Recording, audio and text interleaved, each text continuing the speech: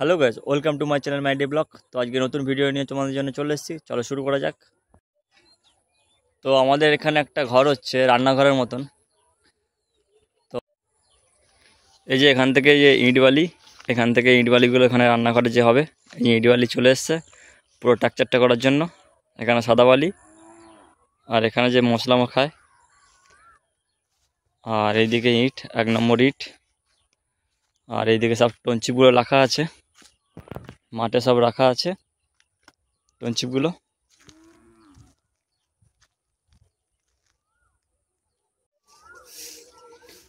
বিকেলবেলা গাছে যত পাতা পড়েছে ঘরের সামনে, সেগুলো মা পরিষ্কার করে নিচ্ছে।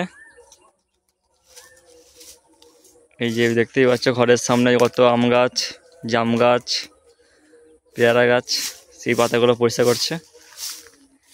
এই যে জাম গাছটায় কত ফুল এসছে দেখো, এটা হলো গোলাপ জাম। 3-4টে হয়েছিল, বাঁদরে সব খেয়ে নিয়েছে।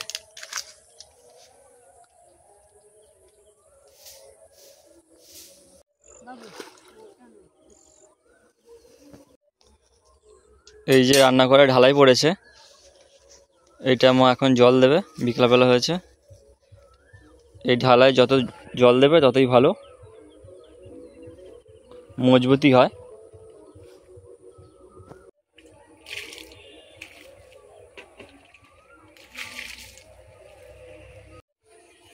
এই যে এই গাছের কলাগুলোকে কাঁঠালি কলা বলে, এগুলোকে পুজো দেয় এই কলা দিয়ে। হ্যাঁ, পেকে গেলে এই কলা দিয়ে পুজো দেয়। এগুলো পাকতে অনেক সময় লাগে, 2-3 মাস, তারপর ভালো করে গাছ পাকা হলে তারপর কাটা হয় সব কলা। অনেক গাছে অনেক, গাছগুলো অনেক কাঁদি পড়েছে। এখানে 2টো পড়েছে দেখুন, এইখানে একটা, আর এইদিকে একটা।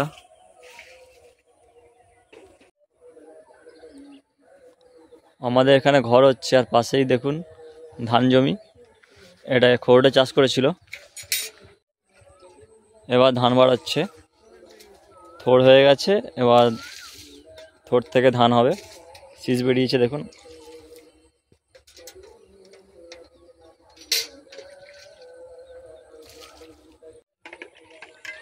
মার জল দেওয়া কমপ্লিট হয়ে গেল।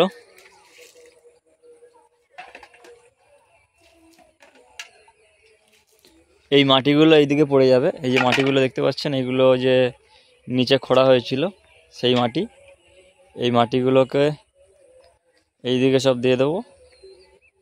এইদিকে সব নিচু জায়গা, এইদিকে রাস্তা হবে আর এইদিকে দেওয়া হবে। মা এবার ফুল গাছগুলোকে জল দিয়ে দিচ্ছে। অনেক এখানে ফুল গাছ লাগিয়েছি,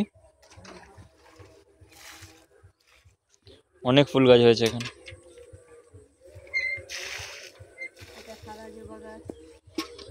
জবাগুলো 3-4 রকমের জবা হয়েছে এখানে, সাদা জবা, ঝুমকো জবা। তো আজকের ভিডিও এই পর্যন্ত, আবার দেখা হচ্ছে পরের ভিডিওতে। ততক্ষণ নিজের খেয়াল রাখবেন, ভালো থাকবেন, সুস্থ থাকবেন।